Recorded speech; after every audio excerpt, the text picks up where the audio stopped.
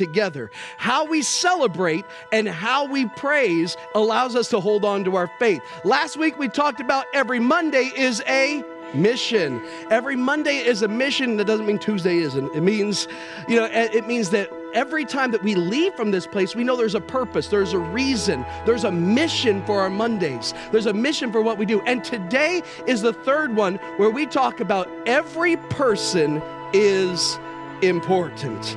Oh yeah, every Sunday is a party, every Monday is a mission. Yeah, except for I have recently been connected to some very annoying people. Just me. I'm sure that's just me and nobody else that's in here. And so, and because of that, Sunday can stop being a party, and Monday can stop being a mission if I allow their annoyances to change my attitude. And so sometimes what happens is instead of being deliverance-minded, I start being in defense mode, right? Instead of focusing on being an atmosphere changer, what I can tend to do if I'm not seeing every person as important, instead of changing the atmosphere, I match their attitude. That ever happened to you before? It's like, hey, well, they're the one who started with the bad attitude, and you start going the same volume of what their volume is. It's just, I'm on the other side of things. And so it's only right. If you're loud, I'm going to be loud. If you're having attitude, I'm going to have an attitude, but the exact opposite direction, right? Let me tell you this. The issue is when we decide to not sow honor, we limit heaven's atmosphere from showing up in our life. I determine whether the atmosphere of my life is toxic or triumphant based on the honor that I give. Many times it's the reason why people aren't happy. It's not because you haven't gotten honor, but you haven't sown any. A lack of honor hinders heaven's power from showing up. This is amazing. You ready for this? Here we go. Matthew 13:57 says it this way, and they were offended in him, but Jesus said unto them, a prophet is not without honor except for in his own country and in his own house. So what happened was Jesus went back to his hometown to do miracles, went back to his hometown to speak. And when he showed up, people were like, what? Jesus? I remember him. I saw Jesus in diapers. I saw Jesus way back in the day. Like, what's this guy have to say? What's this guy have to do with anything? And he said he had no honor because they were so familiar with him that they weren't expecting anything great to come from him. Now, I want you to get this, verse 58. He did not many mighty works because of their unbelief. Mark 6 tells the story and says a little different. It says he could not do any miracles there. Now, I want you to rack your brain for a moment and look at the entire Bible and tell me how many times you see it say Jesus could not do something. How many times in the entire Bible do you see the Son of God could not do something?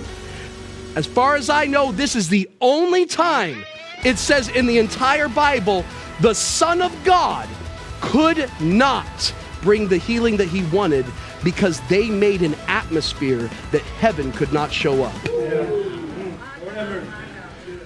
Dishonor stops the power of God from showing up in a place.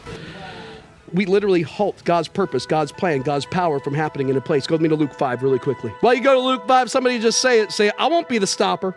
I won't be the stopper. I'm not going to be the stopper. I don't want to stop God's power. I don't want to stop God's purpose. I don't want to stop what God's trying to do in a moment. See, in the same way that a lack of honor halts heaven's atmosphere from showing up in a place, the antithesis is also true. That a decision to honor releases heaven's atmosphere. And it came to pass on a certain day, as he was teaching, that there were Pharisees and doctors of the law sitting by, which were come out of every town of Galilee and Judea and Jerusalem, and the power of the Lord was present to heal them, but no healings were taking place. The power of God was there to heal them, but we don't see any healing. They're all there, they're crowded in a room. He's like, it's here, it's ready, but why isn't it happening? Because no one has yet sown honor.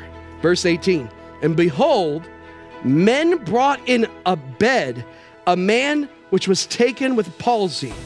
And they sought a means to bring him in and lay him before Jesus, but they could not find the way to bring him in because of the multitude.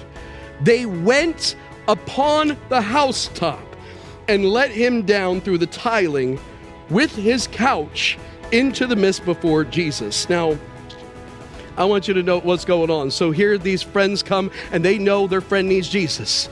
They know that he has not received something from Jesus that Jesus wants to give. And so they're like, yeah, this is going to be the day. This is going to be the time. I heard that he's in the house. And they come and carry him. And as they get to the front door, they realize we can't get in the front door. They look through the window. We can't get in through the window. It's so jam-packed. What do we do? And finally someone's like, hey, let's go up to the roof. So they go up to the roof, and they literally tear the roof off to let their friend down into the presence of Jesus. That's interesting, though. It does say that he was on a couch when they brought him down. Literally, he was on a mat when they brought him down, and they sowed honor into his life. I need four helpers. I want you to understand our purpose as the church. And our purpose to sow honor into other people is to lift them up into a place where they can receive from Jesus. But lift is an interesting word. I want to use each of these letters of lift, how they lifted him up. The first one is labor. I'm going to have you be here. And what I mean by labor is our serving. It is so important and so vital that if you call this church your home church, you find a place to serve. You find a place to sow honor into people, because when you do so, you are literally allowing someone else to get into a position where they can receive from Jesus. When we serve, we are laboring in sowing honor into other people. There were people that greeted you when you came in. You know what they were doing? They were setting the atmosphere. They were laboring to be there. They came early to make sure that you saw a smiling face when you came in, right? There are people who pass out the buckets and are praying over all the seats. We got people serving in kids' world with our babies and our young people, and we don't believe that they are the future of the church. They're a part of the church right now. And so as they're serving, they're just serving our youngest members is all it is. You know, we have people in ministry room that are going to pray with you and stand with you in faith. We've got people in nursing home. We just had nursing home ministry on Saturday, right? Yeah, that's awesome. You know, we have so many areas that you can find something once a month that you can go and serve in. But if all you do is serve, I would like you to take that corner and lift up this ball. Oh, that didn't work very well. Okay, you're right. We need more than just that, right? That's the I. That's investment. It's when we give, a part of what we're doing in our giving is we are sowing honor into others. We are sowing honor into the house. And we already know that in a place that's full of honor is where the power of God can be shown. It's where heaven's atmosphere already and automatically comes through. And so obviously, if we just have people serving and we just have people giving, then we can lift people up, right? I want you to take that corner, you to take that corner. Would you go ahead and lift up that basketball for me? Well, that didn't work either. Okay, so then is the F, and that's fellowship.